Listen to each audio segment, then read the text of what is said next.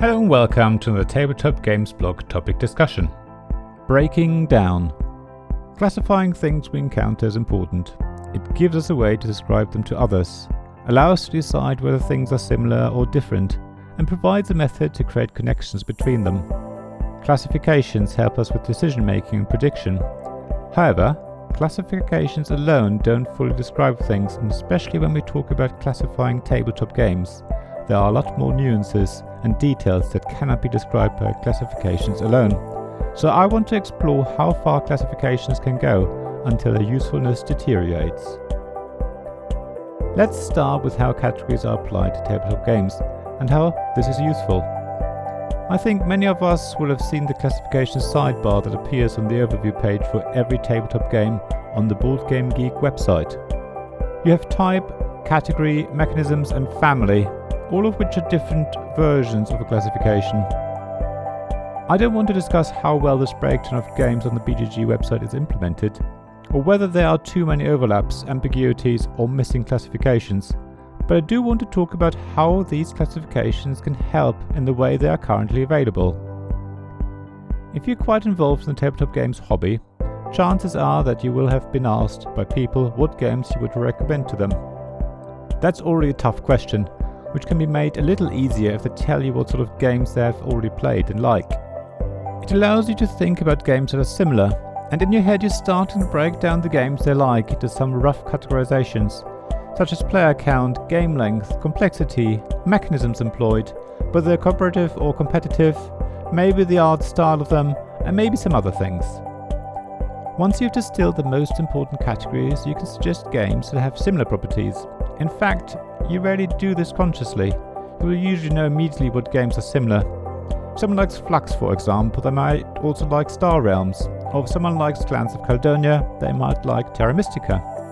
You will also be able to say what differences there are between the game that the people like and the ones you suggest, including different mechanisms, or whether the game is more complex and takes longer to play.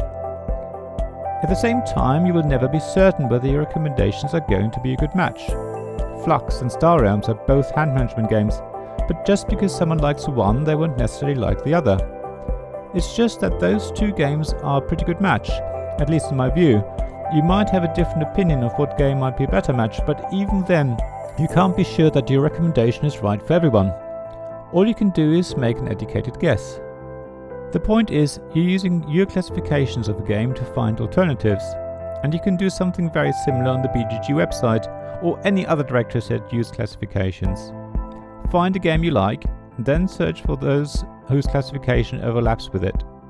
So when I search BGG for card games with hand management, the result is a long list including Android Netrunner, Dominion, Love Letter, Star Realms and Flux, all of which I'd say are good matches. However, there are also games listed that aren't great matches, such as The Seventh Continent and Wingspan. You could argue that if the BGG classifications were more detailed, you would get better results, and that is of course true, at least in principle. Also, if I had added player count and game length or complexity into the search filter, the list would have been better. An option to add theme or art style might also have been helpful to find closer matches, yet a database search will never be as good as asking a friend for advice. The problem is that there are some things that are very hard, if not impossible, to classify, at least when it comes to having to describe in words why you like a game so much. Simply saying that it's the set collection element combined with competitiveness isn't going to be enough. Flux and Jaipur, for example, both fit those two criteria, but are very different games. I don't think I'd recommend one of those two games if someone likes the other, but of course, someone will like both games. A lot of what makes a game enjoyable can be classified, but not everything. Just think of how you experience game length in different games. One game that takes over an hour to play could feel very exciting and over too quickly, while another, the hour just drags on and feels much longer than it is. The feeling you get from rolling chunky dice is different from rolling cheap plasticky ones. Having a game be decided on the last turn and finishing with a tight margin is much more memorable than a game where the winner was pretty clear from the start. None of these things can easily be classified, if they can be classified at all. Yet, when friends ask you to recommend games, chances are you will give all of them answers from a relatively narrow pool of games. You will have your own favorites, so you'll probably recommend those first. That means your advice will be a sort of echo chamber, narrowing the options of your friends. When searching a database like the one on the BGG website, you will very likely come across games you would have never considered or even heard of. And at the same time, also see many games that are probably a bad match. Yet, the opportunity of being able to be presented with a list of games that you or your friends might like, but that you would otherwise have never seen, is a good thing in my view.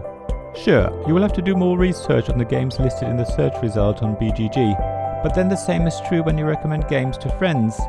I think you should always tell your friends to try games first to be sure that they enjoy them.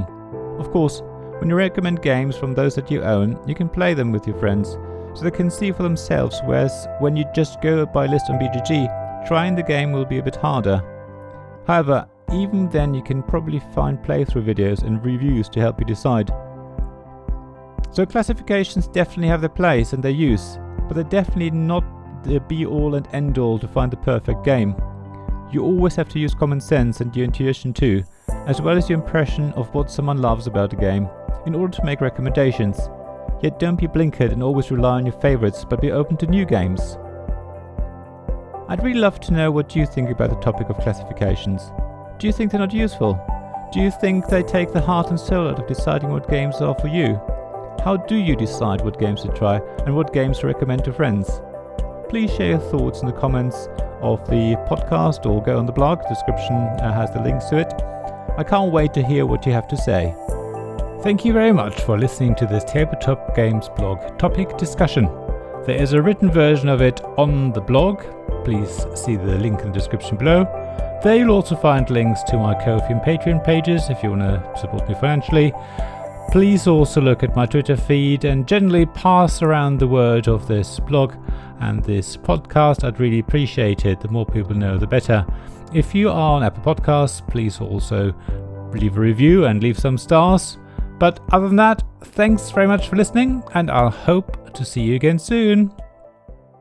This podcast was made possible by my Patreon supporters: David Miller of Subquad Publishing, James Naylor of Naylor Games, Paul Grogan of Gaming Rules, Robin Kay of Ruined Sky Games, Sarah Reed of Undine Studios, Tim Vernick, and Richard Simpson of We're Not Wizards.